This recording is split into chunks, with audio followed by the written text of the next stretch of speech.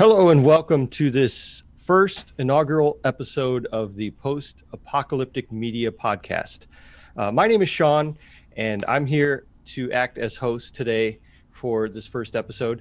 And joining me are the originators of the site. We have Derek and Stephanie. How you guys doing? Doing good. How are you doing? Oh, I'm doing great. Yeah, I think this is exciting. This is our first time doing this outside of just a regular, business meeting.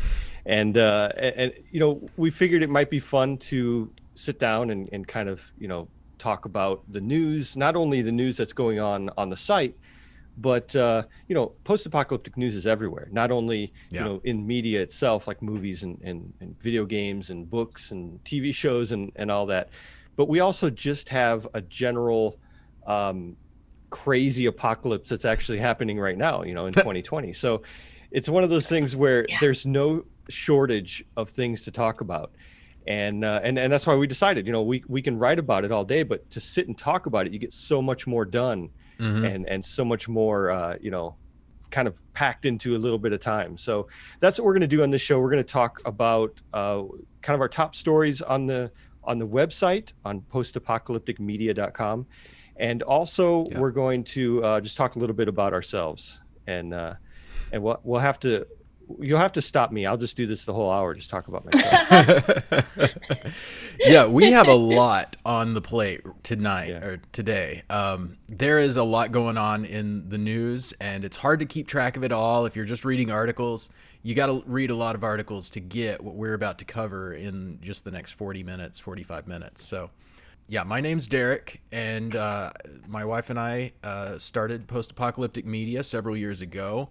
We just love the genre, and there's never been a better time to be talking about post-apocalyptic media than right now. We have video games coming out all the time, and good ones. Wasteland 3 just dropped, and we are several of us are playing that now. But we also have TV shows going on right now. The 100, Walking Dead's about to come back. Raised by Wolves is just dropped, and we're on episode 4 or 5 of that. So things are just going gangbusters right now. And this was all pretty much prepared before the pandemic. So there's been a drastic, like Shawn said, a renewed interest in the genre, even more than it was already. And we have some really big things coming up. I'll just, real quickly preview. My segment is we're going to be talking about the new TV shows coming up, Fallout, The Last of Us picked up for a TV show, Resident Evil picked up for a TV show, Halo probably coming out before any of the others, and that's going to be huge. So we'll be talking about the latest news on that later on in the podcast. Yeah, and that's like you said, it's an exciting time, and it's pretty crazy. And you said, as you mentioned, this is something that you didn't just start the website. How long have you been doing the website now? I want to say we're on 6 years. Yeah, 6 years. A long time.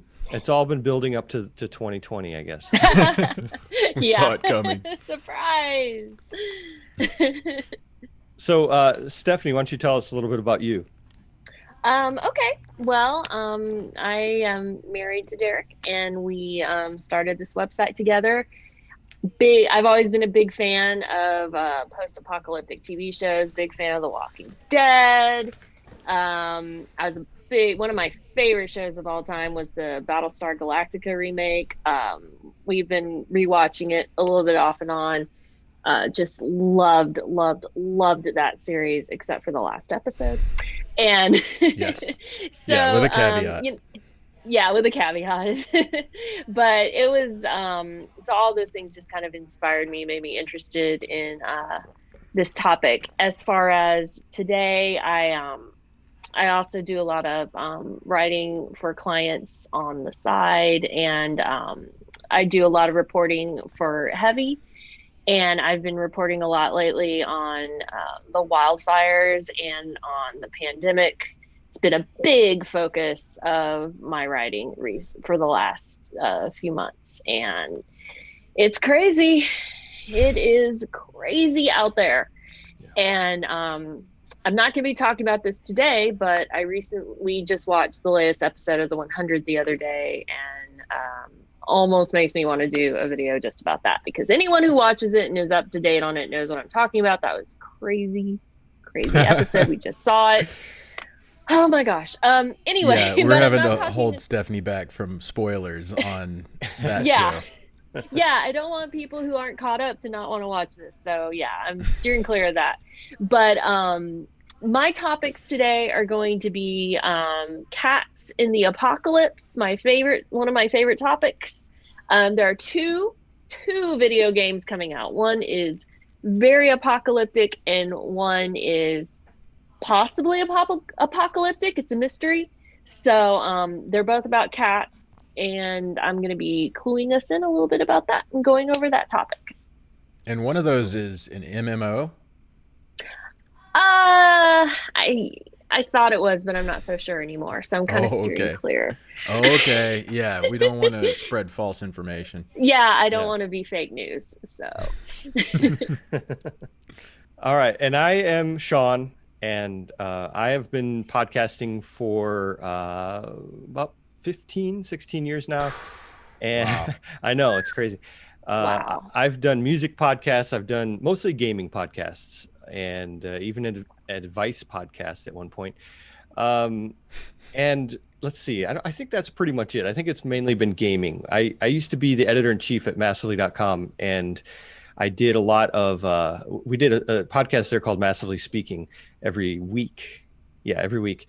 And that was probably my longest running podcast. But it's just, I've always been into talking about my favorite things, and I used to do a Guild Wars podcast. That's kind of the one that got me started on everything, which is an MMO, speaking of MMOs. So yeah, podcasting has been a long time. Gaming has been something I've been doing since I can remember, since I was a kid, in the Atari and the Commodore 64 and things like that. I mean, every aspect of post-apocalyptic media, movies, TV, I read crazy amount of books. I guess these days, movies and TV shows, keeping up with TV shows isn't the top of the list as much as it used to be. I would say it's games is probably number one. For a while there, it wasn't, but then it went back. Now I'm back in the saddle. Yeah, movies. I mean, everything to do with that. I mean, even beyond that, I build crazy Mad Max cars that make my neighbors want to call the police on me, and I go to these events. I've been to Wasteland Weekend a couple times, which is an amazing experience. Wow. Dragon Con in Atlanta, we always did kind of like a parade with Mad Max themed, where we would dress up. Like when Fury Road came out, I think 2015, I dressed up like a rock rider, and I'm gonna have to put a picture of that here. Yeah, put that up. Please do. And so I dressed like a rock rider, and I've done a few different costumes here and there, and it just everything. Like it's all encompassing, the post-apocalyptic. Yeah, you've done the cosplay aspect with Wasteland Weekend, with your vehicles. You make the vehicles, but then you take it a step further than that, because you have farming experience. yeah. I mean, I would call myself a prepper, definitely. And we moved to this property. We lived in the city, and we moved out to the country about 9 years ago. And we actually, we did it with the intention of just making a homestead for ourselves, and using renewable power and growing our own food and learning how to do that. But then it got to the point where we had so much excess that we were starting to sell it. And then we said, well, let's make a business out of it. So we actually became a legit farm, which we don't have that anymore. We had an LLC that we dissolved, but it was a great experience. And now we just do it for ourselves. We just, we've scaled down, and we raise cattle and chickens, and that's about it. We used to do everything. We used to do goats and geese and turkeys and just anything you can think of we had out there. Living the dream. Well, yeah. It's a it's a romantic thing, you know, when you first start doing it. But it it definitely has its downsides that you don't think about, which I won't talk about on the show. It's pretty gruesome, but oh man. I mean, when you deal with animals and you deal with there's a lot of poop. Let's just say that. Can I say poop on the show? Is that let her rip, man? We're an adult website, so yeah, right, that's true. But yeah, there's just a lot kind of behind the scenes that you don't really think about. But I love it. I've said before that farming is the one thing that I do the most, and I've had the most fun doing, and I've made the least amount of money doing it. It's kind of there's no real there's no real financial incentive to like beyond the actual growing of the food and raising the animals. So I have fun with that. I do. I really like it. But yeah, and beyond that, I know the first rule of Prepper Club is you don't talk about being a prepper, but we do that quite a bit too. Yeah. And we're gonna violate that rule on this podcast a little bit. Yeah. And on the website. Prepping is something that Stephanie and I do too, not at the level Shawn does. Mainly because we don't have the land. We're still renters, and so the majority of our stuff is kind of these temporary measures to get us to Shawn's land, basically. when the bombs fall, we're getting out of the big city and not trying to just survive in Austin. That's probably not the best survival strategy, to just hunker down in a city.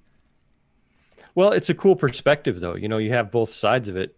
When we talk about it, either we could talk about it here on the podcast, and then on the website when we write about it, it's like we have kind of a more drastic gamut, to pull from, where you have, what do you do as a renter? Yeah. When prepping, anyone can prep. You just start out by saving, a few things here and there. So I think it's cool to run that gamut like that. So let's go into our main topics. And my main topic today is going to be about Dune. The trailer just dropped for the Dune movie that's coming out on December 18th of this year. Oh, that is quick. Yeah, I mean it's crazy quick. And I'm a huge Dune fan. I love the books. The movies, there was one they made in '84 that was but I still like it. I'll still watch the heck out of it. A lot of Dune games. I mean, there's references to Dune and everything. Even Star Wars.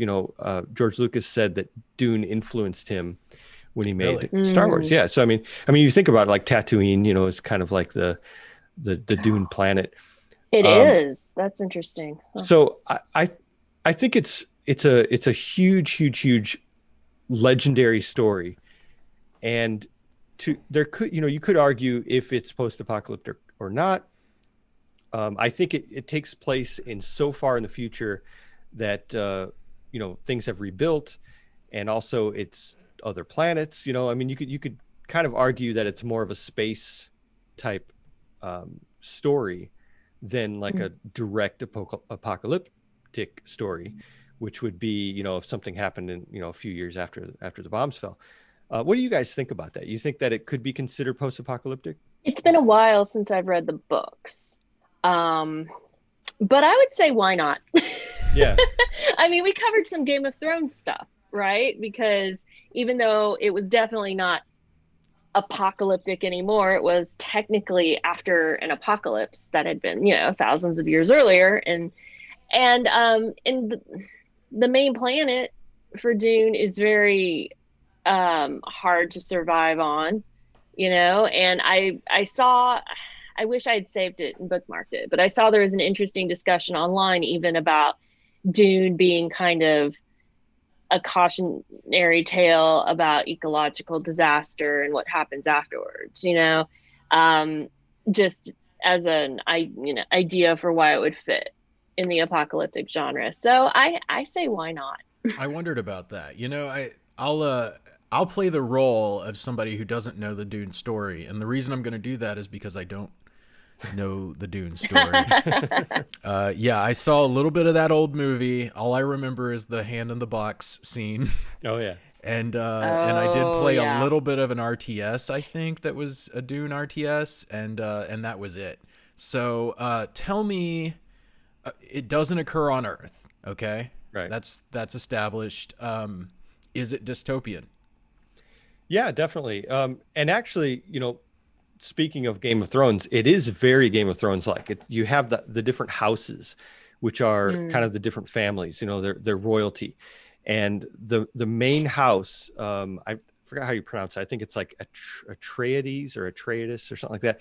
I don't know how to pronounce it, but that's the main house where the main character Paul is the son of the main guy, the Duke. This would take all day to explain this, but it basically let me see if I could break it down.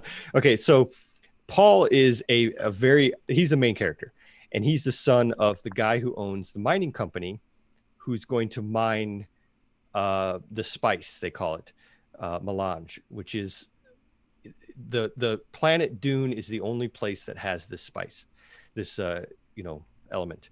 So okay, and this element, this spice, not only it changes people's perspectives on life, it's kind of like a drug, like a mood enhancing drug, but it also makes time travel possible. Oh, wow. Or not time travel, space travel. Sorry. Oh. Space travel possible. So, okay, that's a different kind of story. Yeah, totally different. So for them to go from planet to planet, they need this spice. So it's the most valuable thing in the universe at this point. And Paul is the heir to inherit this mining company that has the rights to mine this spice. That's the basis of the entire thing. It goes a lot deeper than that, where Paul has like visions that talk about how the future, like how he's supposed to take over all this stuff. He's also supposed to there are people on Dune who are like the natives, and they guard the unobtainium. Yes, exactly. The unobtainium. Yeah, and this is now Avatar. Now we're talking about Avatar. So the blue guys, no, the people on Dune see Paul as their savior. He is like a religious savior that they've seen visions of him, and then when he comes, they're like, "Oh, this is our savior." So they pretty much worship this guy. So there's that whole aspect of it. Yeah, I mean, there's a lot more into it. It's a very deep story, but that's the basic premise of it. So when you get into that, it's very dystopian as far as you have these houses that are very controlling. This one house controls all of the spice, and everything is I don't know, it's not fair. There's not fairness really. It's the powerful ones control everything. And that's a very dystopian story. I would argue that post-apocalypse could be on any planet. We could say, like you said, Game of Thrones could be the apocalypse because it's a fantasy story and it's not supposed to be our timeline. Right. But it's a timeline.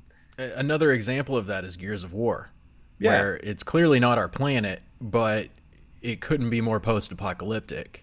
Yeah, when exactly. the ground starts spewing forth an army that is hell-bent on just annihilating humanity, I think that we can call that pretty apocalyptic. Yeah, and I think we could have a whole show about what is and what isn't apocalyptic. I think and I think that would be a good show actually, because there's a lot of people who feel that if it's a story about the apocalypse happening, then it's not post-apocalyptic. Or if it's too far in the future, Yeah. So there's a lot of gray area, but I feel like not only because I like the Dune story, but I feel like it is a post-apocalyptic story, and I think it's also dystopian, like you said. Yeah, I think that there is a mood to the post-apocalyptic genre, and something can even be technically very post-apocalyptic, but if it doesn't care about that aspect of the story, then it doesn't really have that feel. But I'll give you an example of something that isn't post-apocalyptic, but has that feel is the video game This War of Mine, or This War of Ours. I always forget the name, but it's the whole game is you're like hunkered down as a civilian in the middle of a regional conflict. And so it's just a regional conflict, but everything about the game is about surviving on scraps, going out on runs where you're trying to loot areas and avoid other people. It's very, very much, what you would expect from a game about the end of the world or, a Fallout kind of a situation. Yeah. Yeah, definitely. I think anything that has that survival aspect to it can definitely fit, especially for the sake, for our website. I mean, I know like Lost is one of my favorite shows, and it's not technically, or it's not even, I mean, it's definitely not post-apocalyptic. I mean, there's nothing apocalyptic, but they have to survive on an island, with no resources. And so if it had been airing while this website was up, I would have been totally fine with covering Lost for our website. So yeah, definitely. If it has that survival feel, then it definitely qualifies, in my opinion. Yeah, I'd agree. I think I like that aspect of the site too, where it's more about survival is a part of that genre. It's a major part of it, and to cover that as well, I think is important. Mm-hmm. Yeah. So bringing it back to Dune. Yes. Dune is Dune occurs on several planets. Well, yeah, but the main planet is Dune. I forgot the name. It starts with an A. It's like Arrakis, I think. Arrakis. Yeah. I think that sounds right. Yeah, I think that's the official name but they call it Dune because it's basically a big ball of sand, and it has sandworms, which they showed it in the trailer. The sandworm at the end looked incredible. I mean, that was amazing.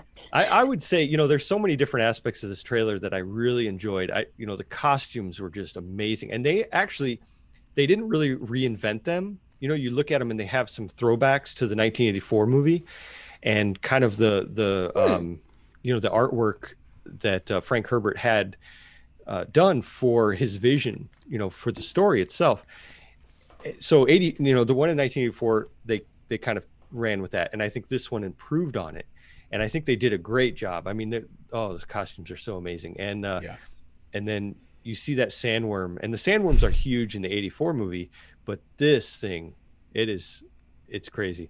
And I think it's crazy shivers. too. It's like an all-star cast. When you look at the trailer, you have Jason Momoa from Game of Thrones, of course. Yes, Momoa, Yeah. Aquaman, Game of Thrones. Yeah, he's been in a lot of big stuff lately. I was excited to see that he's going to be in Dune. Oh, I know, and he's so perfect for it. He's always like that guy that's like fun-loving, but he's just a complete badass. Like when they show a scene where he runs up to Paul and he grabs him. He's like, "My man," and he runs up and he like hugs him because he's Paul's father's like guard. Like his main really? Bodyguard. Yeah. Okay. So, what is his name? His character's name? Oh, I forgot. It's like a name. It's like Idaho, something Idaho. Oh, so pretty big character, if I'm remembering correctly. Yes. Yeah, he's a big character. Yeah. I know who he is. Yeah, so he's going to be, like they show him a lot, and then they show Zendaya, who is an actress. She's a Disney actress. Actually, I have a 18-year-old daughter who used to watch Zendaya on Disney Channel back, 10 years ago, I guess, maybe even longer than that. Maybe I guess maybe 10, 11 years ago. I can't remember the name of that show she was on. It was like Shake It Up or something like that. I'm sure you guys have not seen it. Yeah, not familiar. Can't say I did. Who else? Oh, the guy from Oscar Isaac from Star Wars. He actually plays Paul's father, the Duke. So, wow. What's his role in Star Wars? He's that guy, that fighter pilot guy, and I was hoping you weren't going to ask me that because I forgot his name. Derek. you know who I'm talking about. The guy, he's in the sequels, the last three what do they call that? You know what I mean? The ones that just came out. Oh, is he Poe Dameron or something like that? Okay. It. Yeah, the fighter pilot guy. All right, I know who I know who we're talking about. Big names in this movie. What about the lead character? Is he from anything, or are they going with somebody new? He's been in a couple little shows here and there. He was in one with Steve Carell a couple years ago. I can't remember what else he's been in. He's not a big star, and I think that was probably a good move to you know to have the big stars kind of in the background and have this kid play. Not a big star. I think that's worked for it worked for Game of Thrones. Yeah, going back to Game of Thrones. Basically, Shawn Bean was the only real star in that, and then wow. Spoiler alert, he died. What? Yeah. I mean, well, kind of yes and no. I mean, the guy that played. First of all, the one who played Cersei, she was already famous with Terminator and and so many things. And then her dad, what's his name? Tywin Lannister. I feel like he's been in quite a bit, but maybe it's more like British cinema that we're not really familiar with, but but yeah, on the whole, you're right. Like most of those actors we weren't familiar with, and it was cool. I think they went with one of the World's Strongest Man for one of the characters, so that was kind of neat. The Mountain. I used to watch that show a lot, where they'd like take like beer kegs and like chunk them over a 12-foot wall to prove they're stronger or something.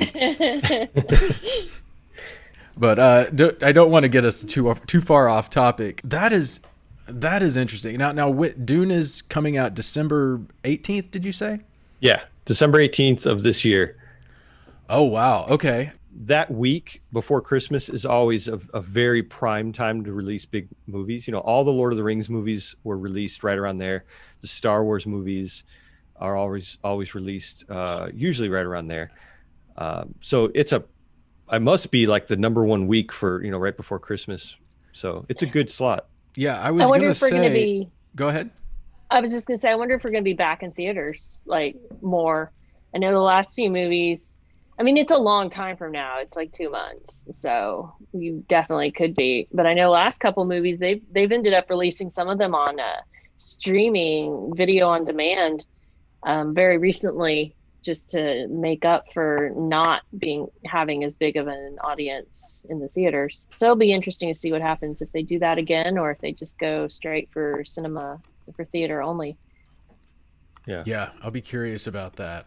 I wanted to add that date sounded familiar to me because The Stand by Stephen King is being made into a TV show and dropping on the 17th of December. Okay. That's right. This is a time to plug that we have a calendar on our website now with big premieres. And that reminds me, we need to add The Stand to that calendar. Yep. Write it down. Yep. Good. Well, I guess that's probably a good segue into the upcoming TV shows in the post-apocalyptic genre. Perfect segue. Yeah. There are 4 huge shows that are coming out, and I feel like this is indicative of how seriously we're starting to be taken by the mainstream Hollywood houses, because we have Fallout, Resident Evil, The Last of Us, and Halo, all being made by major production companies. We're talking Halo's going to be on Showtime, Fallout's going to be on Amazon Prime, The Last of Us, HBO, and Resident Evil on Netflix. So you have basically the biggest companies. I think the only big company not on that list right now is like Hulu, probably, and maybe Disney. They have Handmaid's Tale already. So yeah, Hulu has Handmaid's Tale, so they're already deep into, and they love Handmaid's Tale. They promote the heck out of it. It's everywhere. So we are making an impact. Years ago, when Fallout 3 came out, I feel like that was a turning point for us, kind of as an industry. Like, they bought, I remember I was in college at the time that they bought the rights to continue the Fallout franchise, and it was some paltry number. It was like 13 million bucks, and they just bought it, and I was like, they're gonna make a ton of money off of this. And sure enough, they made like 100 million in the first week of Fallout 3. It was insane. Wow. So, you know, we're getting older. We're not kids anymore. We have adult budgets, and that means we're going out and buying those games that are $60, or watching the movies and, you know, subscribing to Netflix. So we're starting to be heard by voting with our dollars, I think. And it's finally coming to fruition. How long have we wanted a Halo TV show? Yeah. Like, that's been something so we've wanted for so true. long, and it's been so obvious too. Like, it's a great story. It has a built-in fan base. Yeah. And just every effort has been well, I don't want to trash every effort on Halo in the past, because there's actually been some good Halo movies and shows, but they've all been like animated and not taken seriously. And then Xbox did a Halo series, like, I want to say it was like 5-6 years ago, and it was so boring. I tell you, I couldn't get through it. Yeah. And I love that franchise. But without further ado, we don't have unlimited time, and I want to get everybody caught up, because here's the thing. If you watch our website, you read about this stuff, you've probably seen the announcements for all 4 of these shows. But what nobody has the time for is to constantly be checking and seeing what the latest status on those are. And so that's one thing I wanted to do right now, is to give you kind of a overview of what we know about these shows. And no better show to start with than Fallout. Yes. Fallout is my bag. Yes.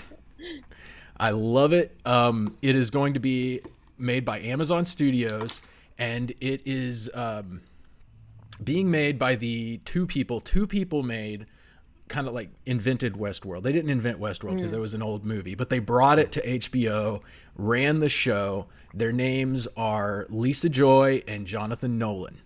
They signed a big deal with Amazon Prime to go work for them, because of course Westworld was HBO. Westworld, by the way, is soon to be post-apocalyptic. I mean, they're basically on the Terminator timeline, where we know that the robots are pissed and they're ready to start taking out humans. So I don't want to.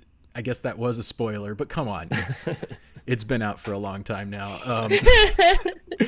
Westworld is awesome, and I think it still has another season left.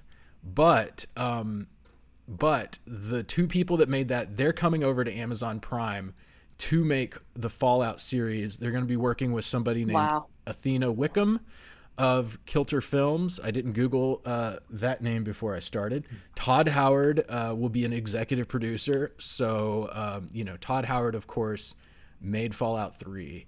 Has been heading up Bethesda for a while now. Yeah. We'll have a separate conversation about his Fallout 76 snafu maybe some other time.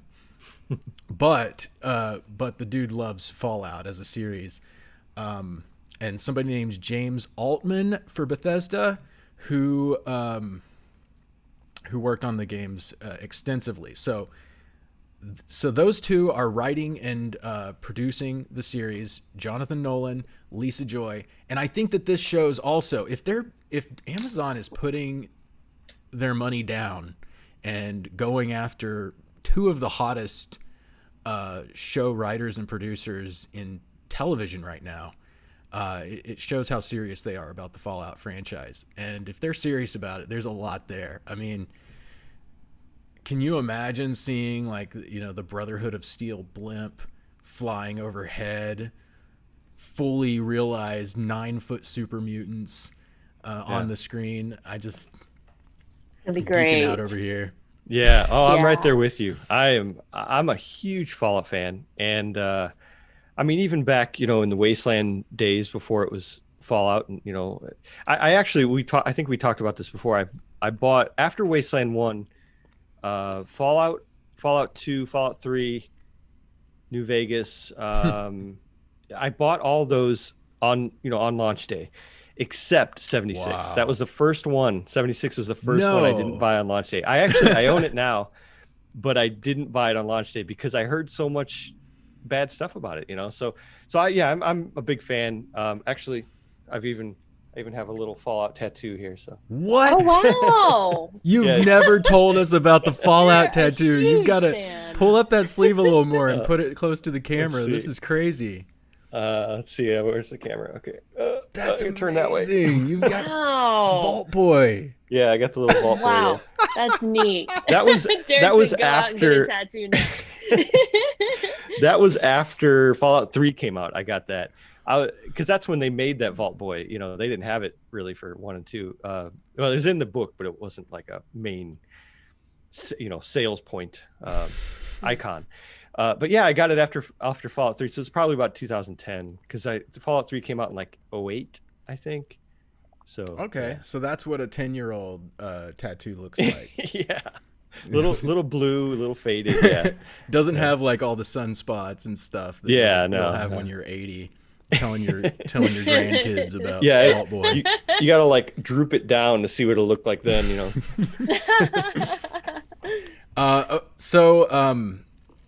If you're looking for, say, a trailer or something for the Fallout show, as of right now, you're kind of out of luck because the announcement was short and didn't give us really much to go on at all.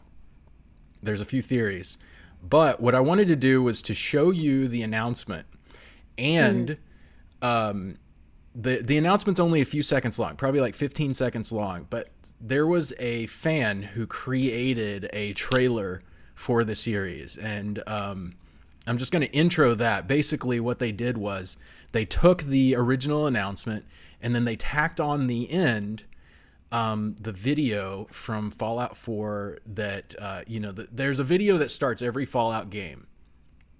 And it's the same narrator. I want to say Perlman. Yeah, Ron Perlman. Ron Perlman. And it's just this classic diatribe about, the dangers of war and how constant war can lead to the destruction of humanity. And so they took the video from Fallout 4 and they overlaid Perlman's speech from Fallout 1. And it works really well. So we're going to go ahead and watch that and just show you. I just want to remind everybody, this isn't the trailer for the show. This is a fan-made trailer in lieu of a real trailer, but it does start with the original announcement.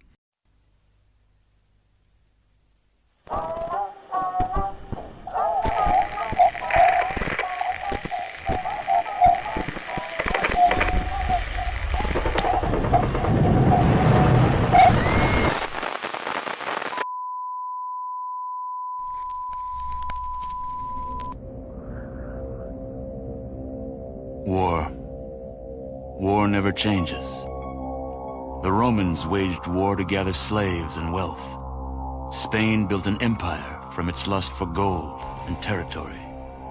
Hitler shaped a battered Germany into an economic superpower. But war never changes.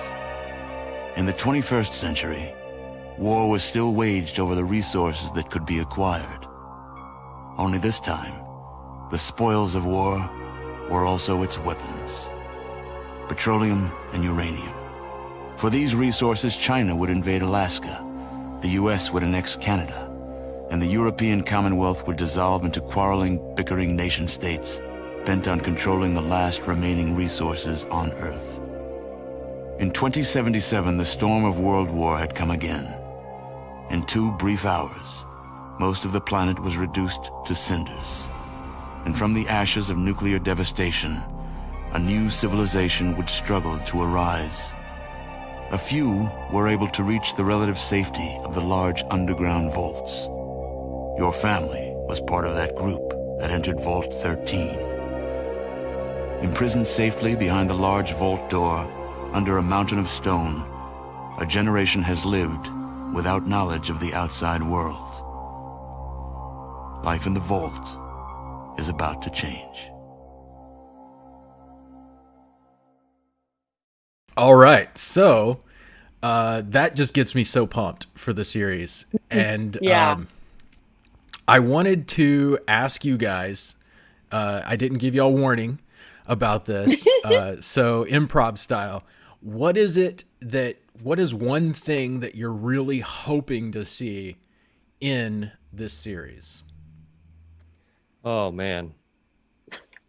Well, I think a big part of the game was the scavenging, like like especially in 4 when you build your settlements and you scavenge for the parts.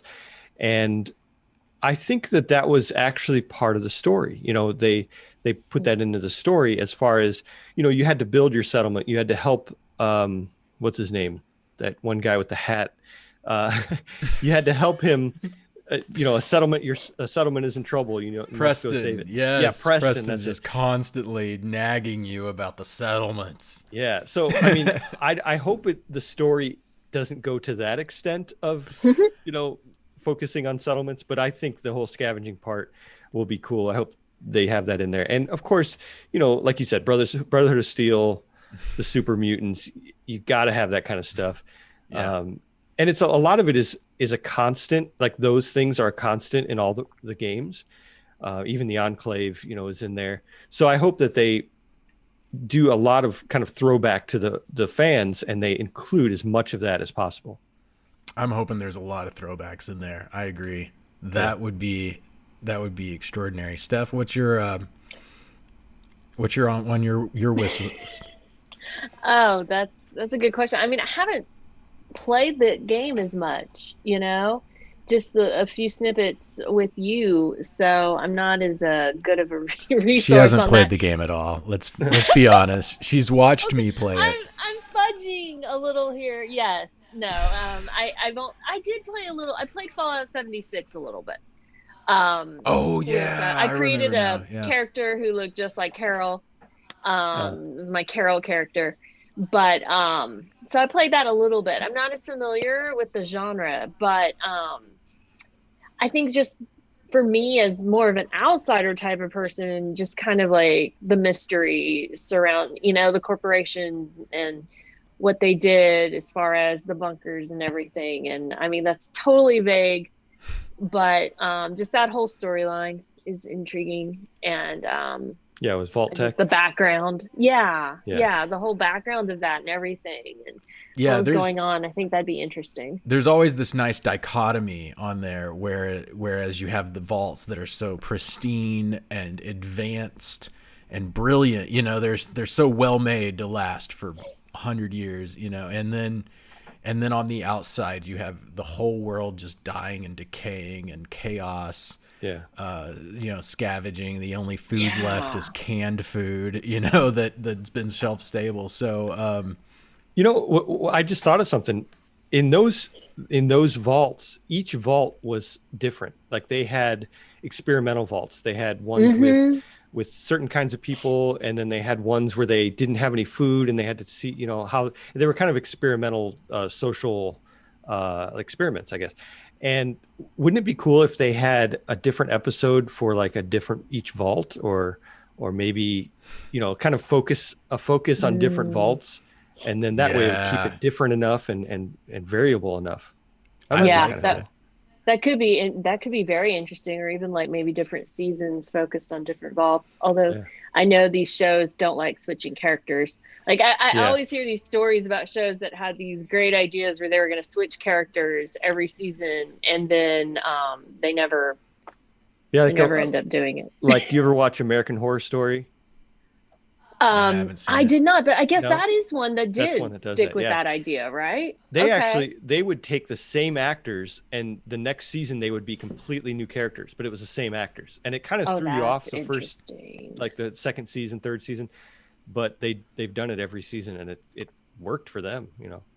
That is interesting. They're one of the few who stuck with that plan. That's interesting. So I tell you, I could go on about Fallout for a long time and about what I'm hoping and expecting from this series. Let me just put it simply. I really hope they keep the dark sense of not just sense of humor, but just the sense of seeing the world as it really is, and man for what it really is, and how it would be in the apocalypse. I think there is a darkness to the Fallout series that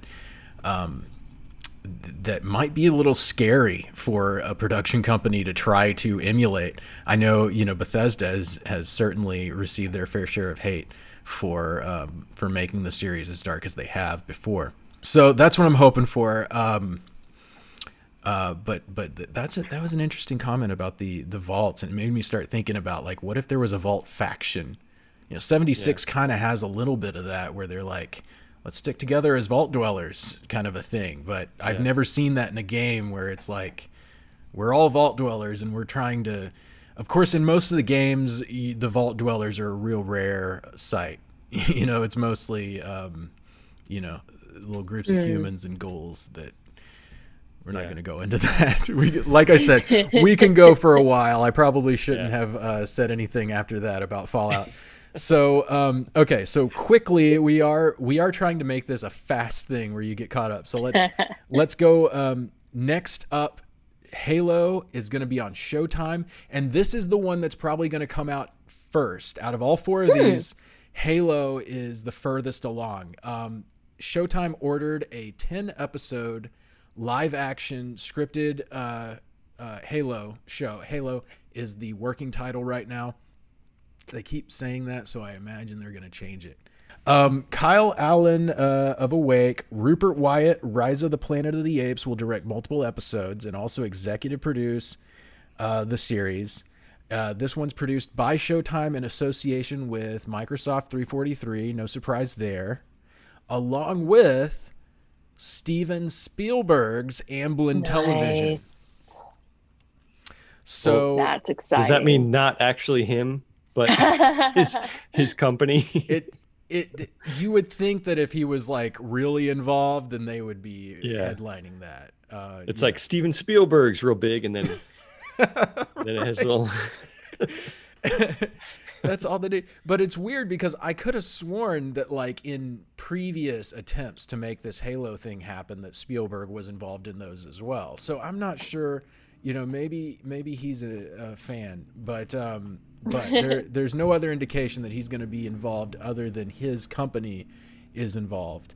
They tweeted in November of 2019 that the cast is assembled, the table reads are complete, production on the series is about to begin. And then in June of this year, there was an article on Variety that was it was just listing off shows that were beginning to start filming again because I guess they figured out how to deal with COVID or something. So Halo was on that list. So I'm guessing that early 2021 could be when we see Halo start. Super pumped about that. Exciting. Yeah. Will that happen? I feel like I've been burned before. Right. So we'll see. Moving on, Last of Us on HBO. This was a pretty recent announcement. Yeah. So they have the creator of Chernobyl who is going to write and executive produce the series. Nice. That's big. So let me go ahead and drop a plug for Chernobyl. If you haven't seen it yet, put that on your list. Yeah, it's not that long. It's a great, historically accurate, as far as I understand, presentation about the meltdown of a nuclear facility in Russia. So let's see. Neil Druckmann will be a writer and creator director. He was the writer and creative director of the game Last of Us. He's going to be heavily involved in the show. And that's another nice. This is another sign that we've arrived. Not only are they grabbing the people that did Chernobyl and Westworld to head up these shows, but they're also very one thing I noticed about all of them is that they like to make these public announcements that we respect the source material. Yeah. And, the gamers, of course, are going to go, okay, well, we'll see But at least they're making an effort. They care Right? about it. We're not going to get Mario with like big buff dudes with tiny heads or something. And gamers are very particular folks. They're kind of unforgiving when it comes to the canon, taking from the game, making it into a movie. It's a hard transition. Yeah. Let's see. Yeah, Evan... I know. go Sorry. I was just going to say, I covered Witcher for Heavy and loved the series, loved the first season. But I know in the discussions that there are a lot of people who are like, oh, that wasn't true enough, or, who didn't like it based on certain things they saw in the game, which I haven't actually played the game yet, so I can't comment on that. But I thought the first season was phenomenal. So. Yeah, if you can complain about Witcher, then maybe your standards are a little high. One of the great translations of a game to a TV show. But okay, let's learn a little bit more about The Last of Us while we have time here. Evan Wells, president of game development studio for Naughty Dog, he's working on it. Naughty Dog, of course, made The Last of Us, so very involved in it. The project is a co-production with Sony Pictures Television in association with PlayStation Productions. And so the reason I wanted to point that out is because Sony Pictures Entertainment, their credits include Breaking Bad, The Boys.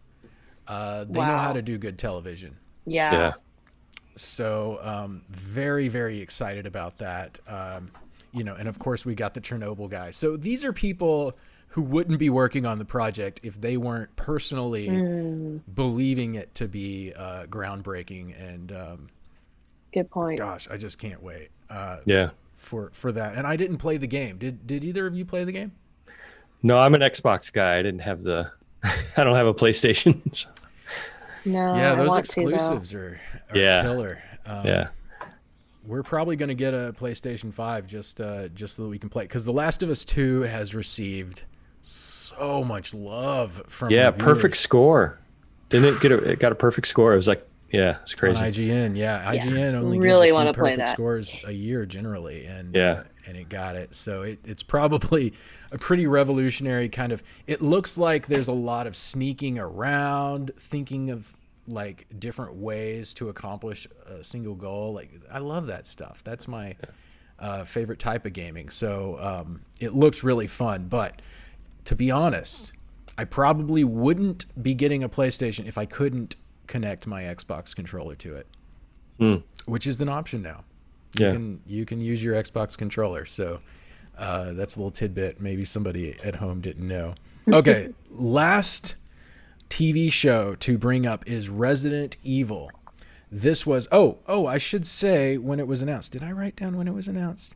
Yeah, they Last of Us, they're claiming maybe 2021 is when it's going to come out. Wow. I wouldn't put much stock into that. Yeah. I mean, the pandemic, everything's being delayed. Yeah. Yeah, it's like if they don't have it done and in post-processing right now, then we're going to be waiting. Yeah. Okay, so then Resident Evil, the final one on this list, it's going to be on Netflix, and they've ordered 8 episodes, 1 hour each for season 1. It'll be written by Andrew Dabb of Supernatural, which I have mixed feelings about. We'll get into that some other time. Directed, it will be 2 episodes. The first 2 episodes will be directed by Bronwyn Hughes, who has worked with The Walking Dead. I guess he's directed episodes of The Walking Dead, I should say. It was announced this year on August 27th. So what was that? A week ago? 2 weeks? Yeah, 2 weeks. A couple weeks ago. So it's very new news. But that wasn't the first we heard about it, because it got leaked by Deadline in 2019 that this was happening. And it just got confirmed a few weeks ago. Oh, okay. Interesting. I'm going to read the blurb. They released a blurb about it, so let's hear it. In the first timeline, okay, there's going to be 2 timelines apparently in the show. In the first timeline, 14-year-old sisters Jade and Billy Wesker are moved to New Raccoon City, a manufactured corporate town forced on them as adolescence is in full swing. But the more time they spend there, the more they come to realize that the town is more than it seems, and their father may be concealing dark secrets that could destroy the world. And then there's the second timeline. That timeline doesn't do it for me as yeah, much. it's not post-apocalyptic. Yeah, a coming of age story. Yeah, set in Resident Evil's world. Second timeline, well over a decade into the future, there are less than 15 million people left on Earth. yes. Now we're talking. That's the stuff. And more than 6 billion monsters, people and animals infected with the T-virus. Jade, who is now 30, struggles to survive in the new world, while the secrets from her past about her sister, her father, and herself continue to haunt her. So this series is being produced by Constantine Film, which is the same company that is behind all of the movies. So that's going to give a lot of people mixed feelings because at least from my perspective, I think a lot of people feel this way, is that the series started out so strong. The first 2 movies were amazing. Yeah. And it kind of lost something along the way. I still enjoyed the other movies. Don't get me wrong. But it kind of maybe lost its way. You know what really bothered me is when the lead character, what's his name? Mila Popovich. Oh, yeah, Mila. I know her you real can just name. say Mila. We all know Mila. Yeah, Mila. When Mila gains like superpowers that like she can like send a force wave or something, Yeah. it kind of got weird to me. I like her superpower of like moving fast or surviving stuff, but you know, the telepathic kind of weird stuff kind of went off track. Yeah, and they haven't said if she. I don't think she's supposed to be in this TV show at all. Is she in Monster Hunter? I don't know.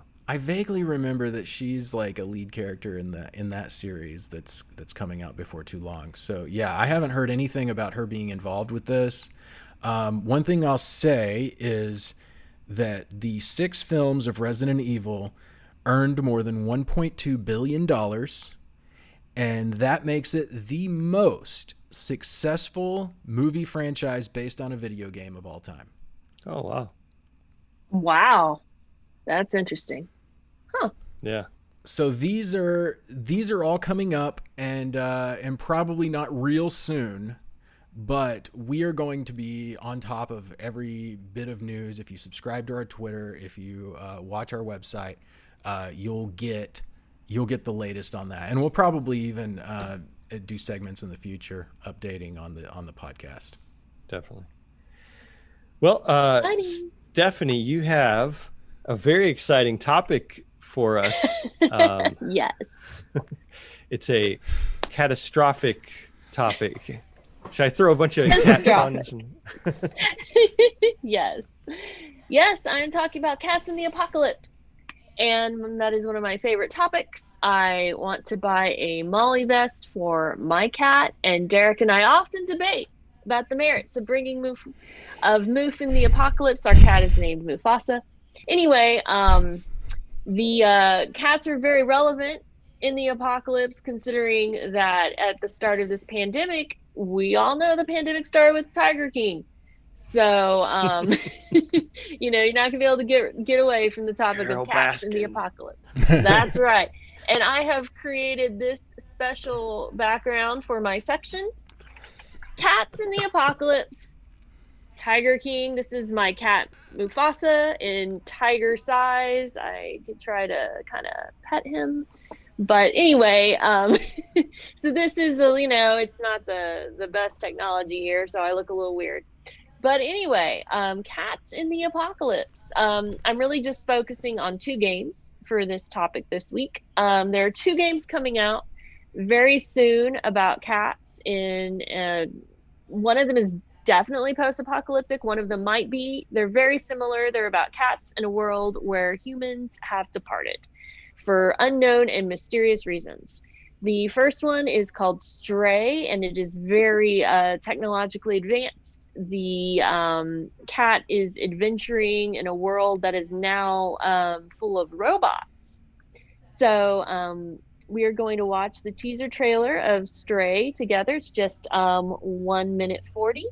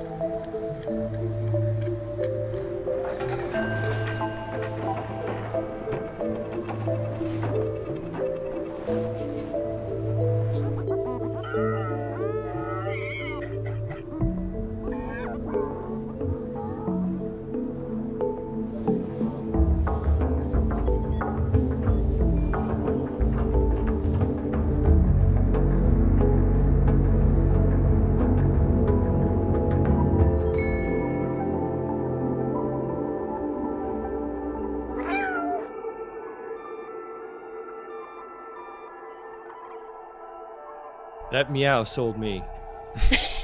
It's so realistic, right? Yeah. I mean, I am so excited about this game coming out sometime in 2021, and it has something happened to the humans. I don't know what, but the world is all robots now, and we have scrawled signs that rest in peace humans and all sorts of stuff. And a cat is exploring the world. I wrote about this previously for Post Apocalyptic Media, a little bit about the game, and a longer description about it describes it as separated from its family, a stray cat must untangle an ancient mystery to escape a long forgotten city. It's a third-person cat adventure game set amidst the detailed neon-lit alleys of a decaying cyber city. I'm skipping over some of the description, but there are unassuming droids and dangerous creatures, see the world through the eyes of a stray, and interact with the environment in playful ways. Along the way, the cat befriends a small flying drone, which we saw briefly in the trailer. With the help of his companion, they try to find a way out. It just sounds like a lot of fun, and I am going to be playing that as soon as it comes out.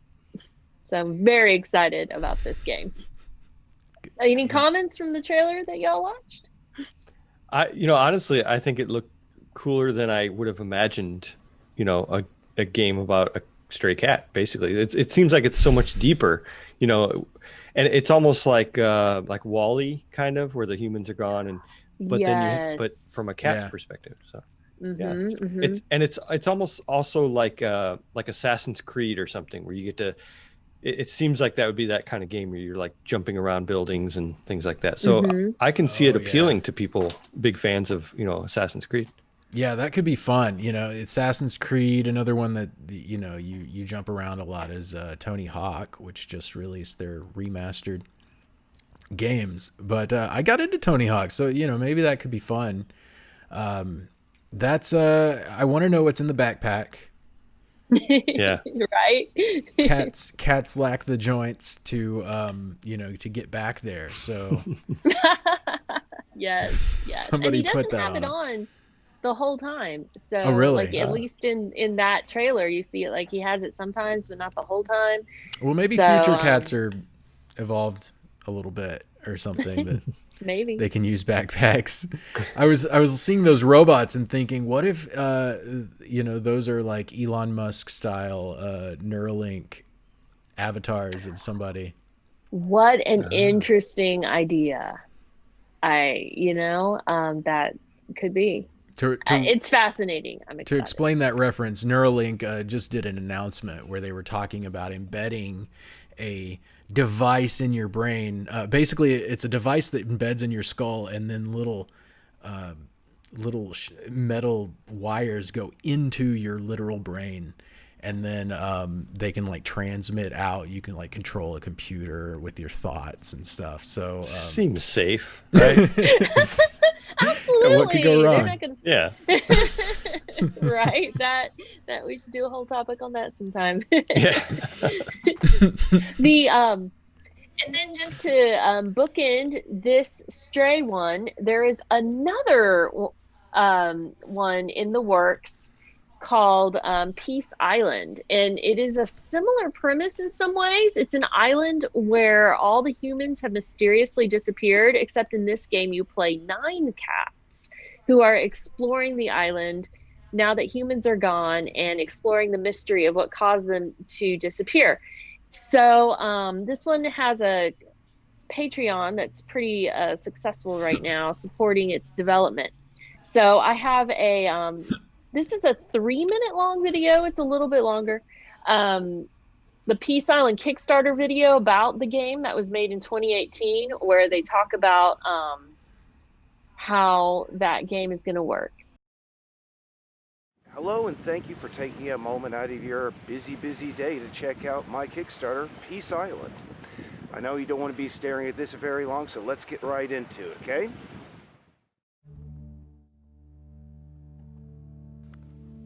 Peace Island is an open-world, story-driven adventure game set on a remote Maine island community. It will unfold from the perspective of the 9 cats who call the island home when they wake up to find that their human companions have all disappeared. It will be an interactive, story-driven experience which will focus on discovery, atmosphere, and exploration rather than combat. As you play, you'll have the opportunity to experience multiple divergent storylines as the cats, and ultimately you, approach the ultimate decision, which is, are the humans worth bringing back?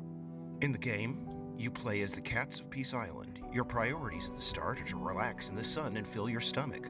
There are contextual mini-games centered on cat-like behavior, such as hunting, staring at walls, and such.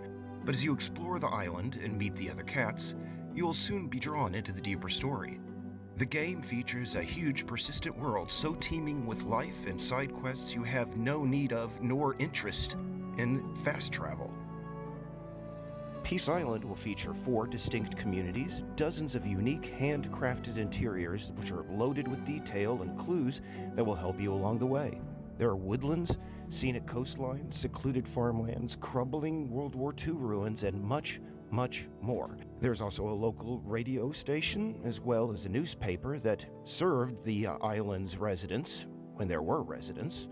The game was created using the Unity game engine, and it will feature realistic weather, day-night cycles, and a dynamic, interactive fauna, including deer, mice, flocks of birds, and even insects.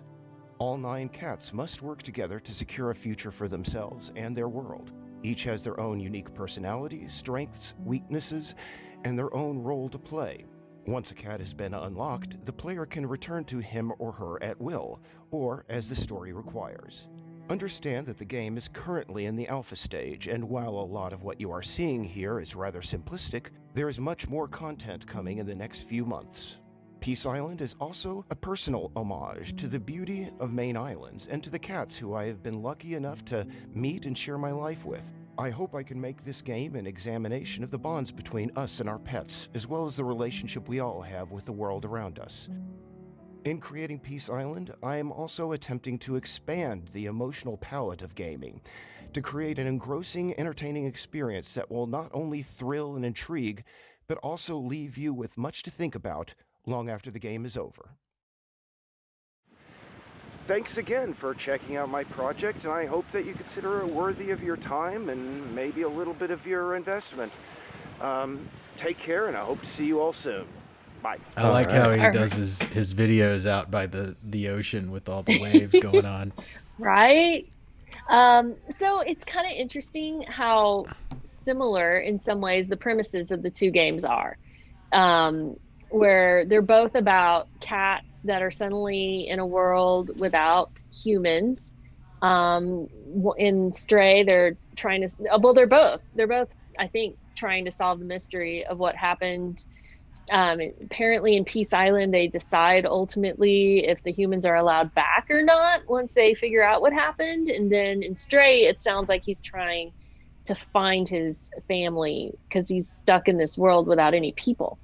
So it's kind of interesting how similar they are. In fact, when Stray first came out, when the trailer for Stray first came out a couple months ago, the Peace Island guy went and did a video because a lot of people were reaching out to him and asking, did they rip you off? And he did a big thing basically explaining that they had both come up with the idea around the same time and that he knew that this game was in development too. And they just both kind of came up with the idea.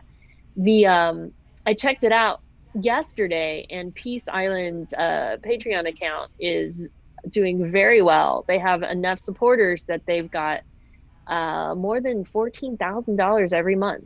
Oh my gosh! Wow. Yeah, yeah. So he's been able to, I'm, just work full time to vote on this. I think I don't even know. He even hinted that maybe his would come out first, but he wasn't sure because he doesn't know the date that this one's coming out in 2021. So these are two cat, survival type games that are going to be coming out maybe close to each other. And I think it's going to be a lot of fun. I just wanted to point out that we have this pillow here that we made custom. That's a custom made pillow. It's the same cat that you can see in Stephanie's background. Same cat? I didn't want people to think that we had clip art that we were just putting on the thing. Actually, that could be kind of funny though. Cats everywhere taking over. Now I need to find some for when I edit this. Yes, just put some secret clip art here and there. Can you find the cat during this video? Win a prize. So these are both indie developers, right? Mm-hmm.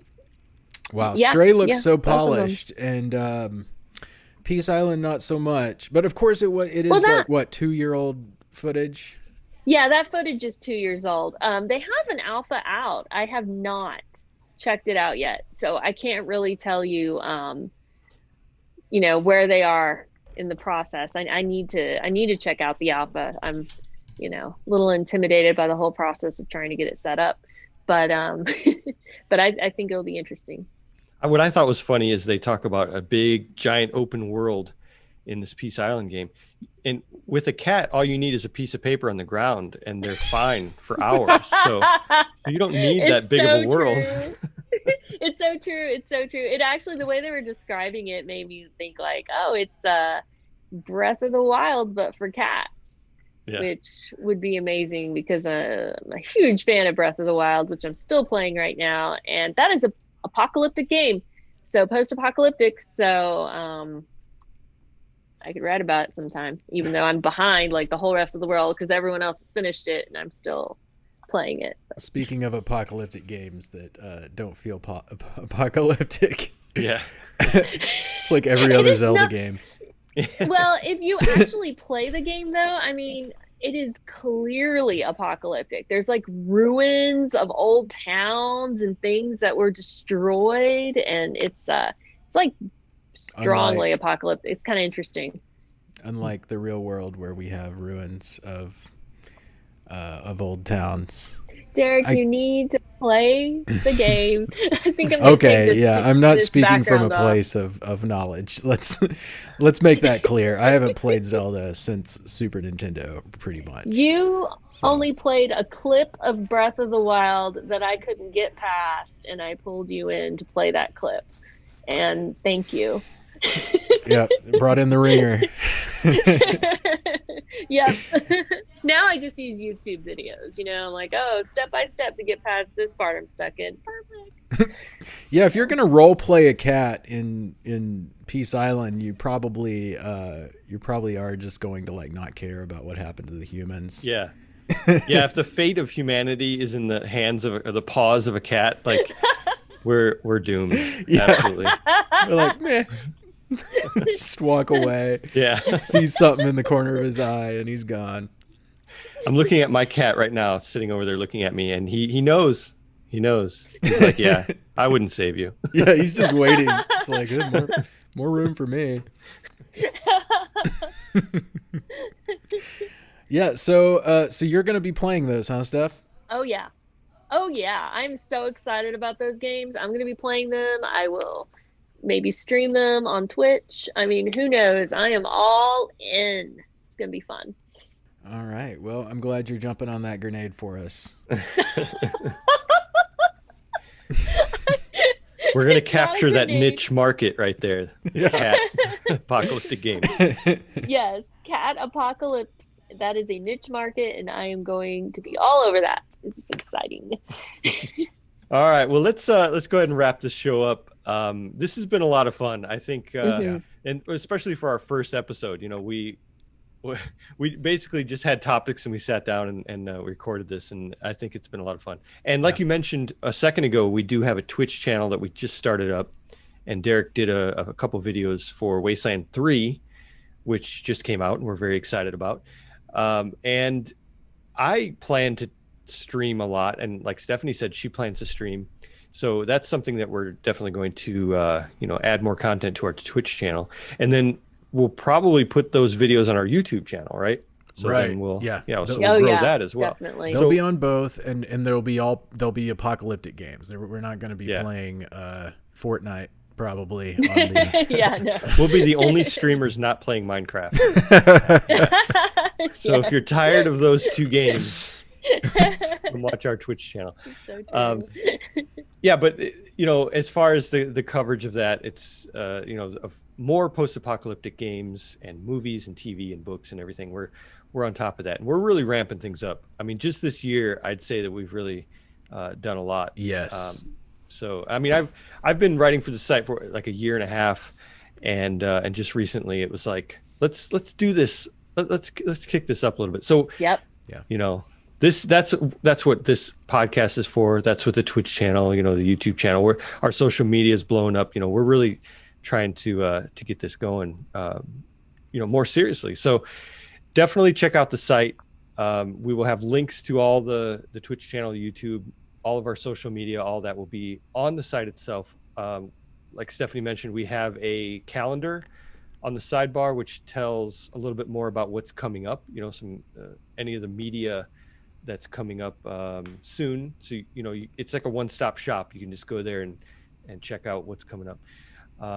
And more than that, we do survival stuff. We're doing prepping stuff. We're covering real life. I mean, all this fantasy stuff is great because a lot of it is kind of a way to escape what's going on right now. But at the same time, there's real practical skills and knowledge that we are talking about, on the site. Yep. And so if you're even into that, and even if you're not into the movies, we still have that side of it too, survival side. Right. And it's so important, our ancestors knew all this stuff because they had to do it. Yeah. Mm-hmm. And we right now live in this weird era of human history where we don't know how to do the most basic things for ourselves, without this big societal infrastructure to help us. And it's never been more important really to get that information out there, to teach ourselves and to gain those skills, because you never know when you're going to need it. Yeah. And, a lot of people joke about the toilet paper being gone and things like that. But there's actually some promising, to me, there's some promising things out there. Like, my wife and I can all of our food, and right now canning supplies are gone. Like, it's really hard to find canning supplies, which it kind of speaks to the fact that everyone's doing it now. Yeah. So that's good. I think that's a good thing. I mean, even though we can't find any lids for our interesting for our jars, but it's like one of those things where it's like I'm glad, people are getting into that, because it's an important skill, like you said, that we've kind of lost. So. Right. You're going to have to learn how to dig up aluminum and process it, make your own lids. Yeah, it's just 2 parts aluminum and a workbench, right? That's it. Yes. Just get some duct tape and you're good to go. Yeah. 2 seconds at a workbench. Yeah, that'd be no problem. Easy. All right. Well, thank you all for watching and for listening. We're going to have this out on the site. We're going to have the video version and also an audio version. And it'll only get better from here. We're going to get better from here as far as learning. We're working out the kinks here, and I think we did great though for having our first time. Yeah. So thanks all for watching, and be sure to join us next time, and make sure to check out the site postapocalypticmedia.com.